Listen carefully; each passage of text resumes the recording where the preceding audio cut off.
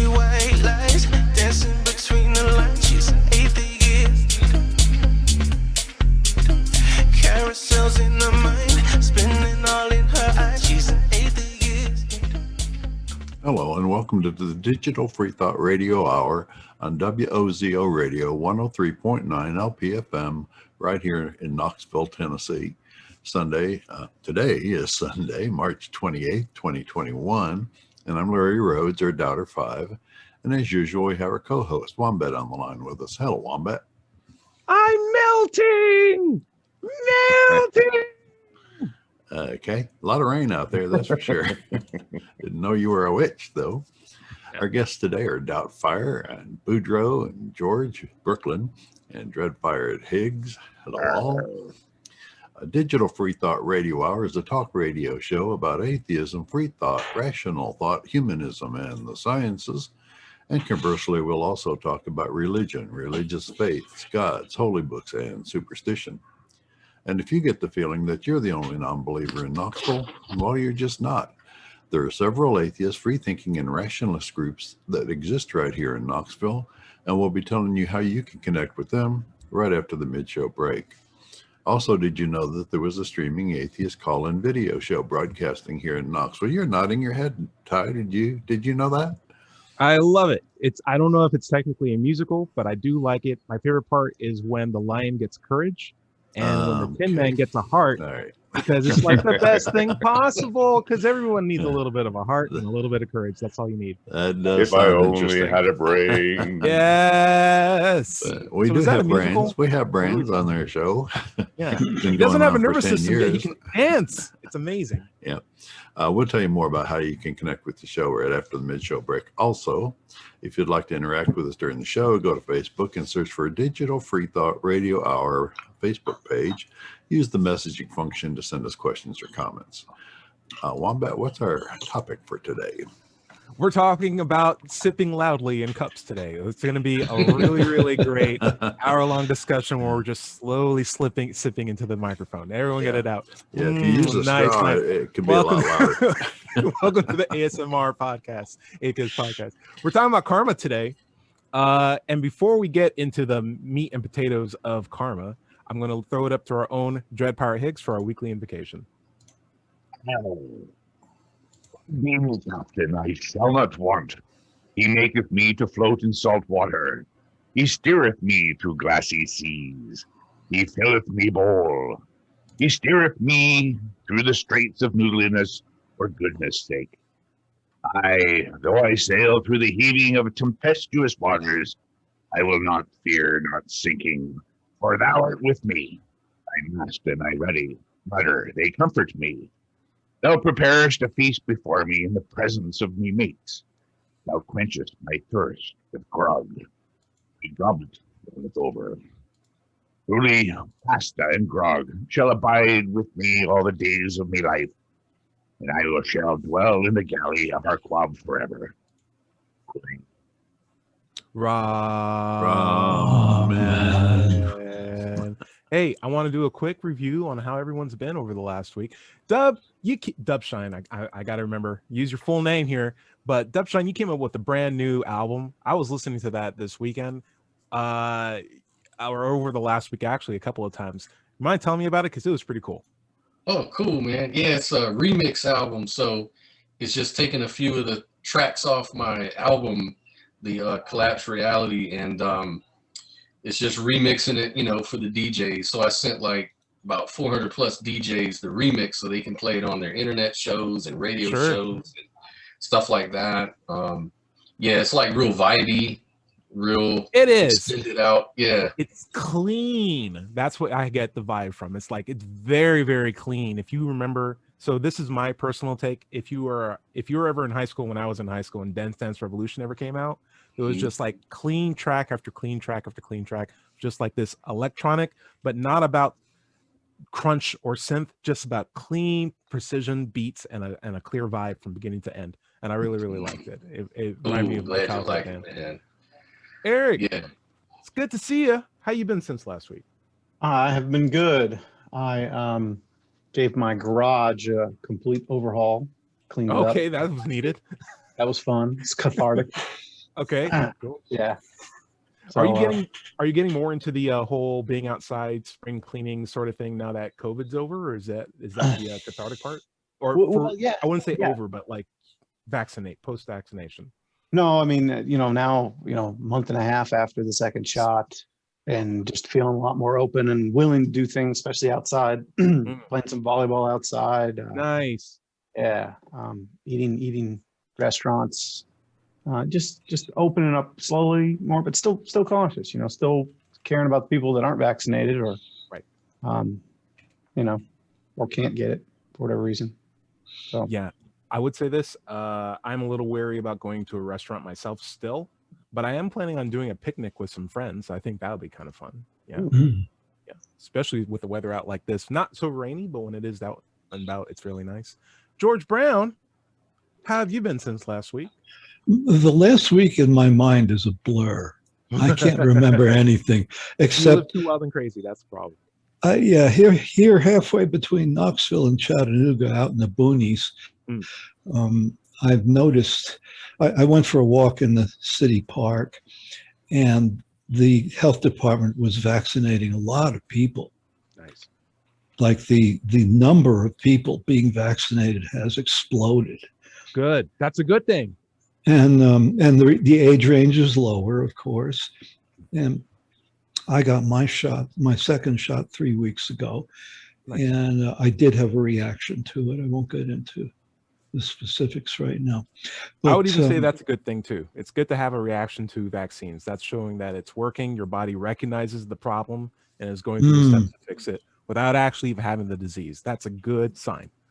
And I'm seeing, if I go into the store, it's the same pattern. The old people are wearing masks, and the younger people a lot of them are not, And I don't know how to interpret that exactly. I don't know either. Though I do think it's interesting that you're pointing a finger and calling people old, because every single time you point, you got 4 fingers pointing back at you. Just letting you know. Did I point? I heard you talk smack about old people before every single time on this show. It's just like all these old people in the grocery stores, they're coughing in my face. I can't wait to tell them. I got. It's the younger people are coughing. Now it's the younger I want to do the coughing. It's my turn. Dread Pirate, how have you been since last week? Just checking in on you. Well, I'm not going to be vaccinated, it looks like, until the summer. So come to the U.S., please. I'm glad you guys are all getting vaccinated. But yeah, no, my mom, she's 75. Yeah. She only just got her first shot a couple of days ago in preparation for surgery. So yeah. But other than that, I'm doing good. Getting lots of work down on the coast there. And I just had contact with the administrator for the local college here. If you recall, I was setting up a critical thinking course. Right. And unfortunately, I had only received one. Well, they had really mislabeled it. So I had only had one person sign up. But she asked me if I was now interested in doing maybe a teaser course. And so I thought of a couple of things, one of which is doing a dowsing demonstration, like Richard Dawkins did.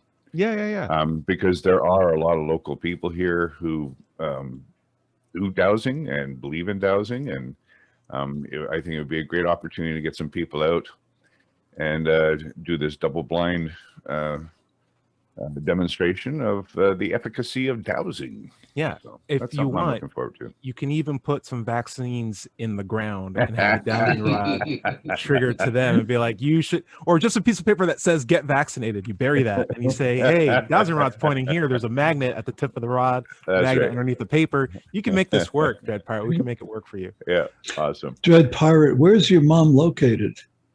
My what? Your mother. Oh, she's about 5 hours away. So she's out in Maple Ridge, which is just a little closer to the coast. Cool.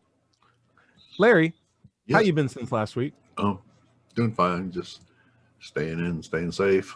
Got my second shot a couple weeks ago. Did have reaction to it. Had a full day of flu-like symptoms. Mm. Waiting for the weather to warm up so I can get my motorcycle back out again and start Nice. riding. Nice. Won't be long now. Dogwoods are going to bloom here in a week or two, and that will be real nice. Are you getting the same rain that we're getting? Yeah, it's terrible. Yeah. We got a lot of rain last night, and it's taking a break right now, but I think it's coming back. It's just, Oh yeah, definitely. awful. It sucks when it happens on the weekend too. Yeah. Like Thursday, Monday, Tuesday, Wednesday, Thursday, you're like, oh my gosh, this weather's so great. Let's plan a picnic. Let's have fun. Let's go skating. This is going to be amazing. Friday, Saturday, Sunday, torrential rains, Right. thunderstorm warning. You're like, what are you doing? Is this the cosmos punishing me for bad things I've done in the past? Maybe. Yeah. Could you be interested? I mean, in what is it? Injecting the topic at this point? Yeah. So I'm thinking we're going to talk about karma today, but it'd also be nice to talk about what we mean when we say karma, because there's a lot of different understandings of it. And I Mhm. find that to be one of the points that needles me when people mention karma as a thing. But I don't want to bias the conversation. I would like to understand what people mean when they say karma. So round table, Scott, if you have an impression of karma, why don't you give me a definition of it? And before you do, George Brown, think of a definition of karma so that when it gets to you, you're like, hey, I got something. So Scott, what do you got? What's your definition of karma? Yeah, so I'll try to be as quick as I can, but I want to kind of let the audience know that there's different, of course, we're already talking about different definitions of karma. And so there's a more traditional where it originated from. So there's two kinds. There's Sanchita Karma and Prarabdha Karma. And I learned this from listening to a guy named Sadhguru. I don't know if anyone's familiar with this guy, but he's like a yogi. He's and he talks about how the West has kind of bastardized the definition of karma to mean some sort of supernatural type of thing, which is different from the yogic or Hindu traditions of karma. So his whole thing is that karma is simply about information. This is information that's kind of similar in terms to what we call software. So there's a certain amount of life energy that is charged with a certain amount of information. And this sort of this causes a certain kind of character that you are because of this type of information that's gone into you. From the moment you're born till this very moment that you're living now, the kind of family, home, friends, the things you did or did not do, all these things are influencing you. Every thought, emotion, action comes only from past impressions that happen within you.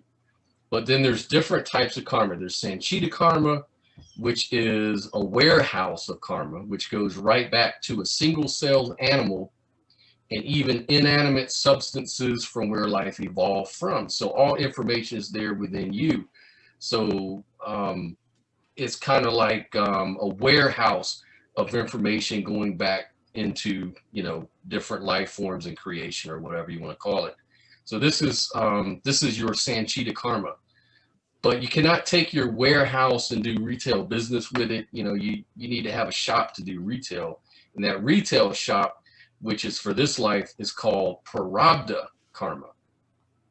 And so that's about a certain amount of information allotted for this life.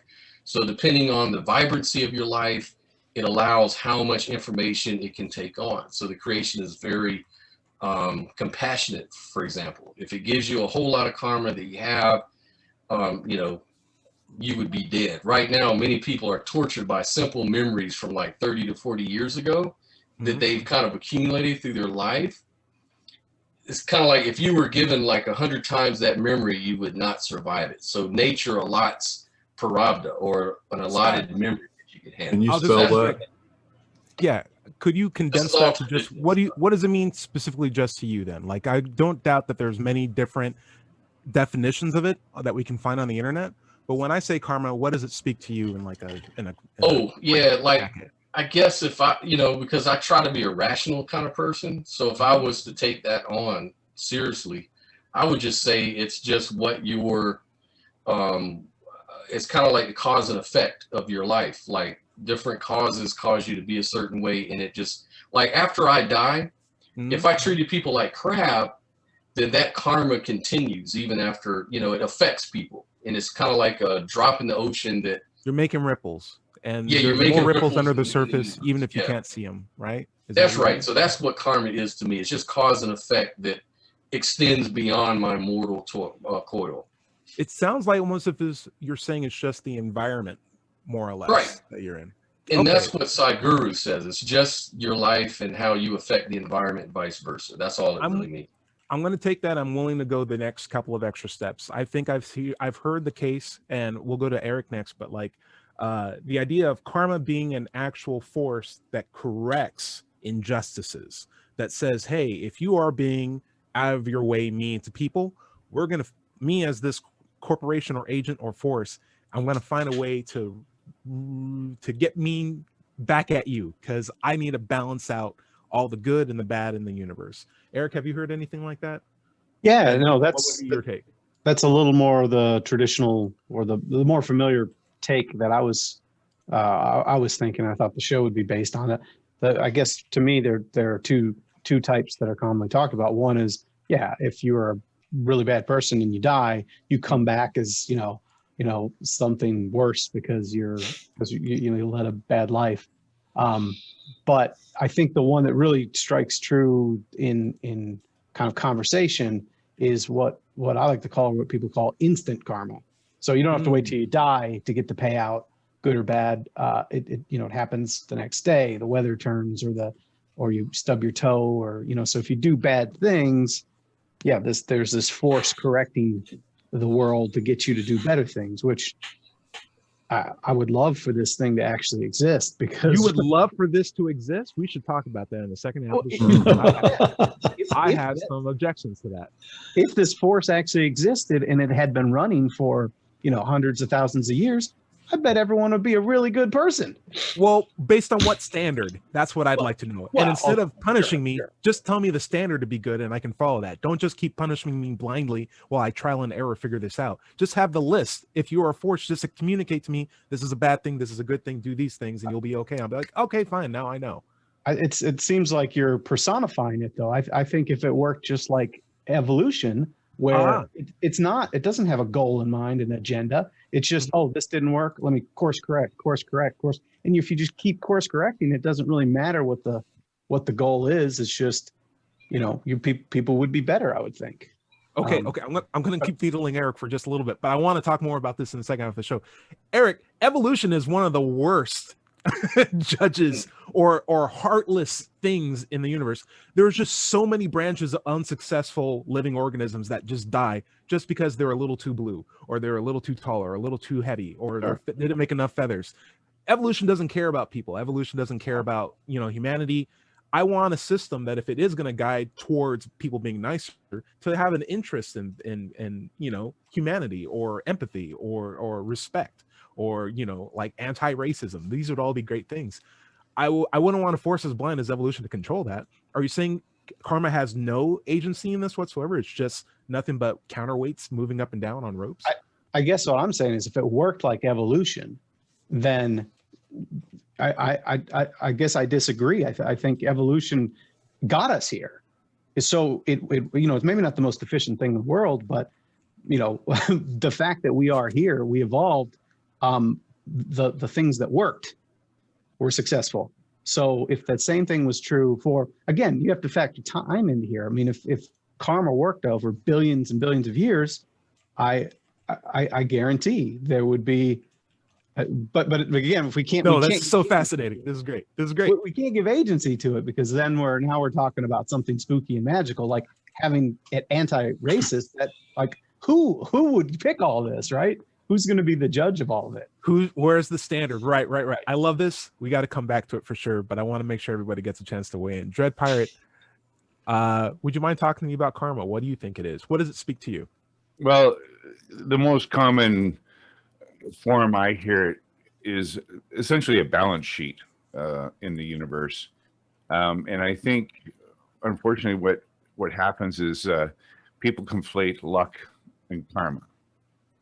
So karma is just essentially luck with agency in it. You know what I mean? So so I certainly don't hold that karma exists, because again, it's in my definition anyway, that that there's someone keeping an eye on this balance sheet and making sure that over time justice is meted out to the people that deserve it or don't.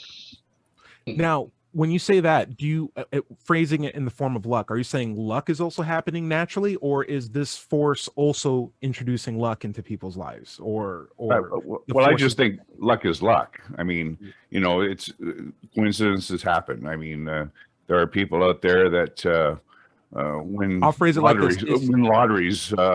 So karma's not responsible for luck. Karma just punishes the bad to make sure it balances out with luck that naturally occurs. Well, I hear people speak of, you know, I did something wrong and I'm going to have to build up my karmic bank account, essentially. And so it's like that's a savings account that, you know, doing good deeds, you know, predisposes the universe to treat you in a better way. And I think it's this sense of agency that people attribute to karma or their actions that they think, you know, it's like going to the credit union, you know, putting your card in the ATM to get some good karma, you know. Dread, you're almost phrasing it like it's a mafia that's coming room to room and being like, hey, there you go. It would be a terrible thing if something happened to your, you know, your car today. Why you pay me with some good deeds? Because otherwise we're going to come and pay you a visit, you know. That's right. And you'll find a horse head in your bed. Okay, wow, that's very scary. We're going to go, Larry, you're going to get the final word, but we're going to go to our You didn't talk to me. George Brown. George Brown, what do you think about karma? What does it speak to you? Well, first of all, I don't believe in it. My view on karma is very simplistic. I don't believe in it. But as I understand it, it's very childish almost. It's the reincarnation version, I guess. That you know, if I step on a snail, I'm going to come back as a snail. And so, with that in mind, I'm wondering, how's Dick Cheney going to come back? You know, Donald Trump, Hitler. I mean, this is going to be interesting, but I don't believe in it. So, yeah, it's all academic to me. I mean, what the hell? The funny thing is, I think Trump's already one of the lowest forms. I think someone did something terrible and came back as Trump. Larry, I don't know. Larry, can I get a point of view on karma for you? You get the final word. I get the final word, as it should be. You get the final word on our definitions. What is it? What is it? Yeah, no, any supernatural definition of karma, I think, is false. Of course, I don't believe in any supernatural entities at all. And I believe what George was saying about agency out there in the universe is, you know, with him, I'm in agreement. It's false. There's nobody out there with a tally sheet keeping track of their good deeds and bad deeds, and there's no punishment after life. We have to take care of the justice that is meted out ourselves, among ourselves, to make sure that it's real and it happens. However, I think like we can live in our own social bubble. You know, like on Facebook, we create an environment around ourselves with people that agree with us, people that like us, people that we work together with. And it's the same in real life. You can treat your neighbors good, or you can treat them badly. You can make friends or create enemies during your life, and that creates the bubble around you that you live in. And that's a form of karma that pays you back during this life. Sometimes it's immediate, and sometimes it's not. But I think that's the only form of real karma that exists.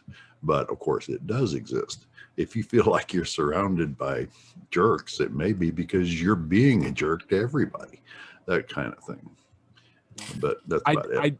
I do feel what you put out in terms of vibes. Right. So I am not a believer in karma, but I am a believer in vibes. And what I mean by vibes is the attitude that I put out and display tends to be the one that's reciprocated back to me. Mm-hmm. And so the only reason why I'm having a good time with all of you guys right now is because I'm putting out, hey, I want to have a good time with you. I'll show you guys respect. I'll have a good time. I can guarantee you, if I was a jerk, if I was more mean, I wouldn't have as many good friends on this call as I do right now. So like what I'm putting out is what I tend to get put in. But I wouldn't call that karma, I just call that input output, IO. Like we already have like terms like for stuff like that. Tech, the computer tech guy Scott gives me a thumbs up. That's a great analogy actually, and that's exactly like when I was telling you I was watching Sadhguru on YouTube, and he said that's the real definition of karma, like traditionally from its conception. That's really what it means from that tradition. This whole supernatural sort of definition, number one, Sadhguru says it doesn't even make sense, and it's not even true, number two, and it's not even what is taught, and it's just a Western idea. Maybe it's kind of like a mix between Christianity and some sort of yogi tradition or whatever. He says that maybe brought that kind of idea, but it's very popular in the West. Sure. Oh yeah, definitely. This supernatural thing. So I think that comes from the same idea of, hey, I don't like the Christian idea of God. I don't like what's being sold here, but I still need to fill the God hole, right? And what fills that God hole? Well, here's this idea that like, hey, if I'm good to people, I'll be treated good. That's sort of like a loose moral system I can put. And it fits perfectly in here. Oh my gosh, it fits perfectly in my God hole. And if I die, I can come back. Oh, that's perfect. We're just gonna put some cement on here and now smooth it out. And boom, I got a new, not a religion, but it is a religion and it's spiritual. It comes from the East. It's valid. George Brown, what do you think? Well, are we into the discussion now? We are about 4 minutes away from taking a break, and then we'll okay. I want to. Well, considering that I'm here in the land of the evangelicals, sure. I had a little discussion with another neighbor than the one I usually talk about, his brother, who laid a trip on me. Who tried to that if I believe in the Lord Jesus Christ, I'm going to go to heaven. So that to me sounds like there's no karma involved where this guy's coming no morality either. Sounds like heaven's going to be a really dangerous place to be sometimes. Yeah. I don't want to go there. Yeah, I'm going to be honest with you. And we'll go back into what does the world look like with actual karma. I don't want to rally too much, but maybe a future discussion would be like, do you actually want to go to heaven? Because I feel like our idea of what heaven is not actually where we would want to be. And I feel like there's some disconnect there. But hey, we're coming down towards the half of the show. Larry, you want to take us out and come right back? Sure. This is the Digital Freethought Radio Hour on WOZO Radio 103.9 LPFM. Right here in Knoxville, Tennessee. And we'll be right back after this short break. To the curious, the inquisitive, the seekers of knowledge, to the ones who just want to know about life, about the universe, about yourself. Not cute questions, big questions, ones that matter. To the rebels, the artists, the free thinkers, and the innovators who care less about labels and more about truth, who believe nonconformity is more than a bumper sticker, that knowledge is more than words on a page. You're young, you're old, you're powerful beyond measure, and the fuel of that power is not magic or mysticism, but knowledge. The things you see, the things you feel, the things you know to be true. Sure, some will doubt you. Let them. Dare to think for yourself, to look for yourself, to make up your own mind. Because in the eternal debate for answers, the one thing that's true is the power of logic.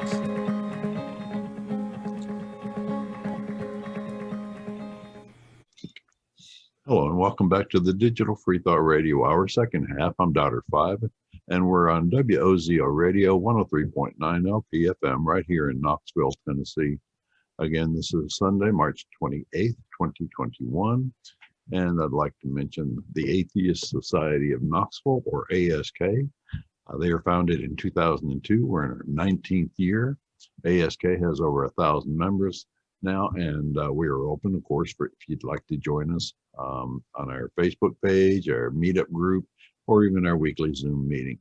Just go to Google or Meetup or whatever you like and type, Facebook is fine. Type in Knoxville Atheists and it'll take you to us. Wombat, what were we talking about today? Karma? We're talking about karma. but we're going to quickly do some fan mail. What a fan, what a Okay. fan, what a fan, What a mighty fan, what a good fan. What a mighty good fan. That was Dread, I horrible, feel guys. bad for you. Let's try it one more time. It's, what a fan, what a fan, what a fan, what a mighty good fan. What What a a mighty, mighty good fan. Nice, nice, nice, nice. You guys can get excited about it now. It's spring. We're out of the winter. Let's get happy. So Patrick Okay. Madden says, have you guys ever considered moving this show to a podcast format? Y'all have a great format. Thank you, Patrick. We do have a podcast. It's on Spotify, iTunes, whatever have you, whatever your podcasting search is. Search for Digital Freethought Radio Hour. That's the name of this radio broadcast, as well as the name of the podcast. And I just take our live videos and put it up on my YouTube channel. Dada's Trading Room said, you guys were talking about Gesundheit, or I'm sorry, you guys were saying about bless you. How about Gesundheit? In fact, in Noland, in Poland, we say, oh my gosh, na zwarde, which is just saying to health, which is often used on other occasions like a toast or before a vodka shot. And then there were a lot of other comments too, including from What We Call Life, who says, why say anything after someone sneezes? You don't say something when someone else farts or burps, do you? I think that's a good question. Good point. Good point. Yeah. I want to get back into the karma discussion. Eric, I have some hot topics for you. Hot topics for everyone else too, but we'll start with Eric. The idea of, do you want to live in a world where karma actually does exist? And if it was a system, not so much like evolution, but more like osmosis, where there's just, hey, I'm evening out particles so that there's reverse osmosis, where there's like this fair distribution of particles across a certain, the realm of supernatural and reality, whatever you want to call it. There's a force at play that's making things balanced. It's like it's like almost like an entropic force, and it's measurable and we can learn from it. And if over 1 billion years would guide us towards what you believe is a better society, would you say, like, is that a world that you would want to live in compared to the one that we have now? What are the benefits? What are the disadvantages? I'd love to know. Boudreaux, what do you think? I think we have to preface this. If we're going to talk about this, we have to admit we are talking about magic. Like, I wasn't talking about anything real. Like, okay. I can't imagine a system that is based on physics that we know it, as we know it, that would be beneficial. But if we were talking about a little bit of sprinkle, a little bit of magic in here, A little bit of magic. Yeah. We got spicy. and if the only kind of rule that this thing operated on was just improving happiness, then or just adding more less suffering. If it was less suffering, That's that good. was like the thing it operated on. Yes. I think that over billions of years, we would be in a much happier world, I would think. Okay, so system plus magic plus overall less suffering would make us happier. In what way would it be better than the system we have now? Like, how would that manifest in a way that actually would be better? Like, Well, I think you'd be able to control things, because we can really, like you talked about earlier, we can really only control things that we see. Like we saw someone do something bad, we put them in jail. We can't control bad thoughts. We can't control things we don't see. So if you had this governing force, right, this karmic force that was course correcting there, honestly, hypothetically, it could be a really interesting world you'd be living in. I don't know that we would even exist in the way we are right now. It would be. I wouldn't agree that we would. I think if there was something governing our thoughts over millennia, like who we are today would just be a product of this, force that's guiding our thoughts and telling us what to think and when to think it, and curbing us away from maybe interests that don't interest the system itself. Something to think about. I want to get your thoughts, Scott. What do you think? Yeah, I was just going to say, it seems like it would just end up in the same position we are now, because we're in a causal chain, and karma kind of implies causation. And then, it kind of goes into this whole free will thing. It's like we're sort of assuming You free triggered will. Eric. I saw it. Yeah, it's like we're assuming that we have this will, and and if that's the case, well, some people don't want well-being. Some people want to do other people damage. And so we're kind of just doing the same thing anyways, right? We're kind of like ending up in a mixed bag of good, bad, evil, virtue, because there's so many different people with so many different wills. And then even with determinism, the same thing exists. We still have people that want to do bad things and good things, and all that stuff is determined beforehand because we're in this causal chain of priors. So I don't know if it really gets you anywhere. I'm not sure. Boudreaux, I'll throw one thing back to you. We'll get Dreadpire to weigh in on this too. But here's my monkey's paw situation, where if we rely on a system that says less suffering, an island with 100 people will have less suffering than an island with 1,000 people. So this system, all it has to do is get rid of humanity. Exactly. And it solves the problem. And I feel like the idea of like a system that isn't human determining what humans should do is problematic, because a system that needs to be humane necessarily needs to be in service of humanity, or at least have the perspective of humanity to understand what it's governing, right? Which is why I like governors who are humans and not dogs or robots, right? But again, you're personifying the conversation. I'm talking about a system that exists before humans. Yeah, I don't want that. I want humans to be the system. I want humans to determine what humans should do. Sure, but we're having fun with the conversation. So I was just saying, yeah. I'm just poking. If we had a universe that had this kind of golden rule, so to speak, that was ingrained in everybody, I would be really curious to kind of visit that world and just see. I bet it would be a pretty happy place. Last question. Would you visit in the Star Trek format or Star Wars format? Well, Star Wars was a long time ago, and Star Trek is in the future, so I'd have to go into the future because then I'd have. Yeah, okay, yeah, because there's more rules of what you're supposed to mess around with. Yeah, George, what do you think?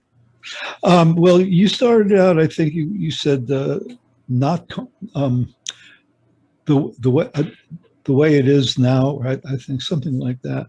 And I was thinking, well, that means not karma. What's the definition of not karma? And then my head started to explode. So I would say the system that what's the yeah, that's right. The system I would say the now. system that we currently have is a non-karmic world. So what's the definition of not karma? Look out the window. I'm looking. Yeah, that's karma. That's a non-karmic world that you're looking at. You do it's have raining. That bubble we were talking about. So there is some kind of karma. I mean, you can't totally throw it out because people are going to react the way they are treated. And, so you're going to have that kind of thing with you no matter what. So that at least exists. Dread, I got a question for you. Would you want karma to be a real thing, regardless of whether or not you believe in it right now? What do you think we would benefit from if karma was in fact the thing that actually existed? I wouldn't want to live in a karmic world. The idea, or even the idea that only humans are subject to karma. I mean, if karma is a real thing in the universe, then it should affect animals. It should affect bacteria. It should affect everything that lives and moves and slithers. I mean, is a lion subject to a karmic lashback for killing a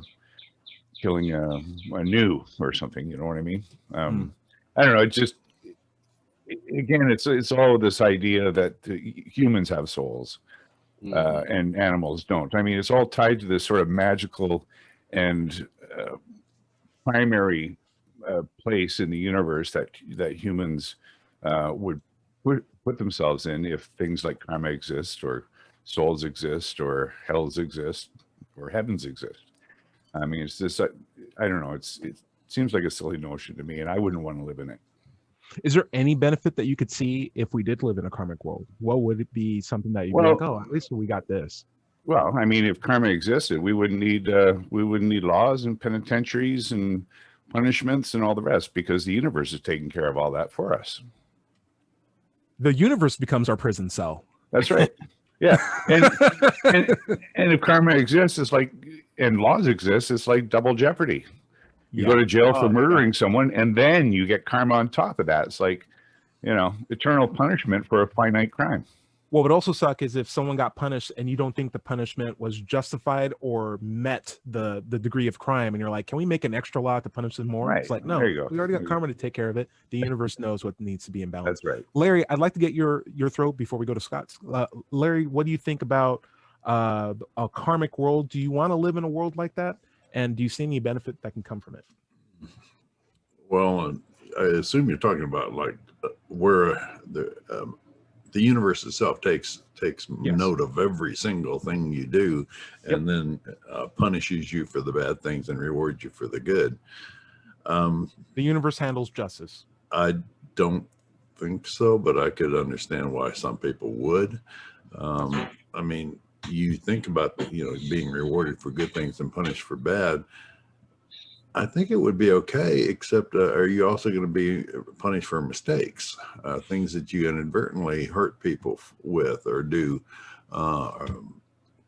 without malice, That's a that great type of thing. point. So if that was the case, if they took all of that into consideration, I don't think it would be a problem. That would make people act better, especially if they knew it was going on. But if it's just random and nobody knew, why am I getting kicked when I kicked that guy?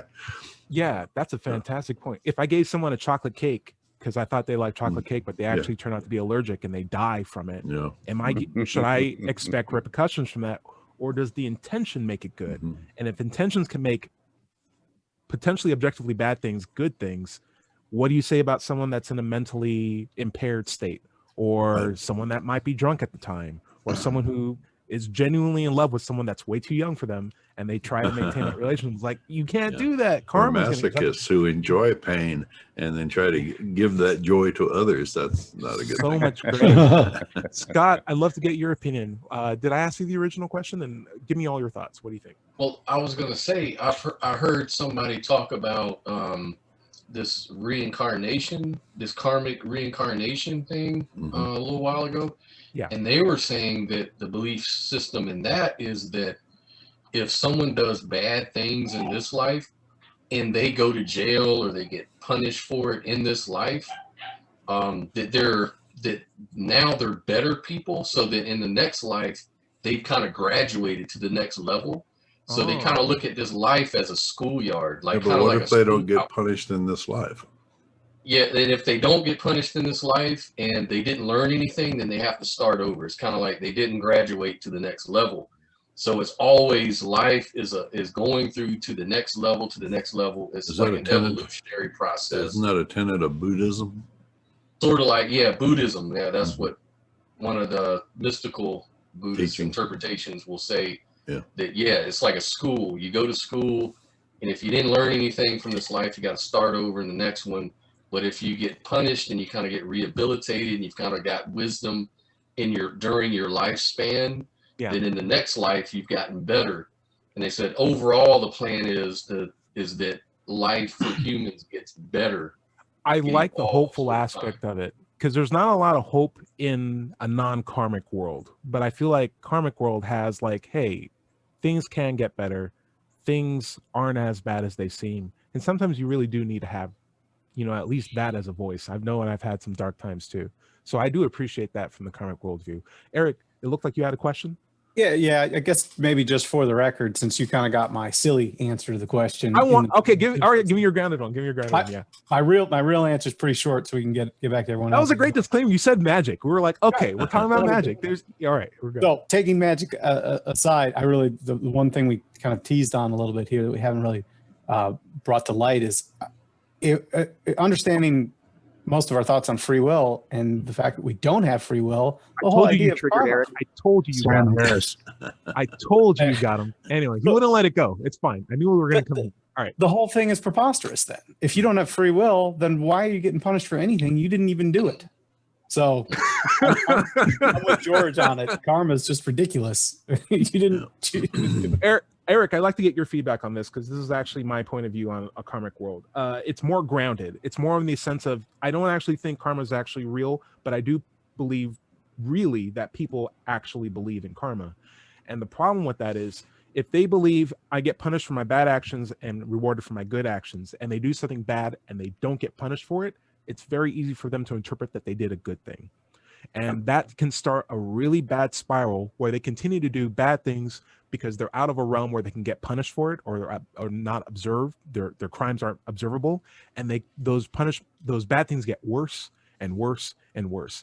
And I think I can only think of cases where someone actually got caught, but for every Harvey Weinstein that didn't get caught, or for every corrupt politician that didn't get an expose on, or for every robber that got away from it, these are people who are going to think of the worst thing that they can do, or more harm they can do, because they don't have that feedback, because they believe in a system that watches them all the time, is always this invisible force that helps, whether it's an agent or not, corrects them. And if they aren't getting that response or feedback, they think they're doing a good thing.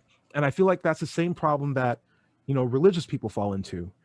And when you look at, I'll throw the Pope under the bus, but we don't have to keep banging on Christianity. There's definitely religions where it's like, hey, we've been a religion for the last couple thousand years. We've never had a woman as a leader. We don't have to have a woman as a leader because we are clearly blessed by, our God, who gives us all these advantages. So women can just continue to be substandard to men. It's like, if you're not trying to improve your culture, if you're not making that effort, it's going to die, hopefully, and if not, it's not going to be, representative the best of what you could be. And that in its own right is a bad thing, but not a cosmically punishment. It's just a bad thing we all have to deal with. I'm going to throw something out. This is going to be a little random. If George is bored with the idea of karma, because we got talking, what do you think of the idea from what we call life? He says, why do you say anything after someone sneezes? Why don't you say anything when someone else farts or burps, do you? George, I want you to be part of this conversation. What do you think about that? Do you think you should say something after someone farts or burps? What the hell am I going to say to that? Ask what you had for lunch. Is that the takeaway? Yeah. George, give me something. Do you think we should just stop saying bless you altogether, or I don't care. Okay. I tried that. You did, but really, it's a convention, and I'm looking at a lot of situations in my life where people are doing things because they've always done them that way. Yeah. Let me give you an example of this. Sure. Yeah. I get statement. I go online and I look at my bank statement online. It shows me the transactions in reverse order. We've always done it that way. I call up the bank and I say, hey, I don't live this way. I don't die before I'm born. I don't buy things backwards. I don't buy things backwards. I don't have to. Why are we doing it this way? I don't know. We use the service for this. Leave me alone. It's like we've always done it this way. So I just want to know, of all the things you could have brought up from argument of tradition that are actually bad, you brought up bank statements. Because I had to deal with this list. Verify it. That's the top of the list. That in its own for right me, that's the top of the list. All right, it's the top of my list. It's not the top of your list. I know we were going to go silly for a little bit. We're going to go a little bit back more serious. Eric, I'd like to touch a little bit on that free will statement that you made. If we don't have free will, how can karma even be justified in anything that it's doing? Because clearly it's punishing us for things that we had no control or volition over. I would argue, and I'm massaging the term free will here, that even if free will did exist, karma in no right has a position of authority over us anyway. It has to be something that's consensual or deserving. It can't just be I'm okay, free will exists and I get to decide how to punish you. It's like, I never agreed to this. I don't know who you are. What right are you coming from to punish me for taking an extra cookie? Like, that's not cool. Just let me do what I got to do. It has to be something you can update, right? Has to be something you can update or have some like feedback on it. It's like, hey, agreed. You can't just be, and Ty, another good quick point. Sure. What you said about someone doing something bad and then not having something come at them, and that makes them do that bad behavior more potentially. The Yeah. opposite can occur too, where someone could do something really good and then coincidentally something bad happens to them. They're like, well, I'm never doing that again. Or they do something good and nothing happens, and there's no like, oh, I thought this was a nice thing. It's like, nope, everything's normal. Just like, So- oh, well, that kills my motivation to go out of my way to try to do these good things. Yeah. Good. Yep. Good point. Dread. Yeah. Well, karma really is, in essence, like believing in Santa. Is that he's watching you. He knows who's naughty and who's nice, and Right. you will be rewarded accordingly. You'll either find a lump of coal in your sock or a nice present, a new bike under your Christmas tree. I think it's just it's an appeal to this universal authority that's going to make everything better. And further to Scott's point there, this idea that reincarnation and moving up levels. I mean, who's to say that humans are the pinnacle of creation or of the universe? Like, is it really the best thing to be a human? Scott, what do you think? What do you think? I got the perfect solution for that one. Oh, I hope it's We're short. in a matrix. That we're in a simulation simulated by our future selves. So it's an ancestor simulation. So they say that the karma is a way to move up this little video game. Not that I believe that, but I'm just saying that could be an argument someone could produce to say that it is human centric.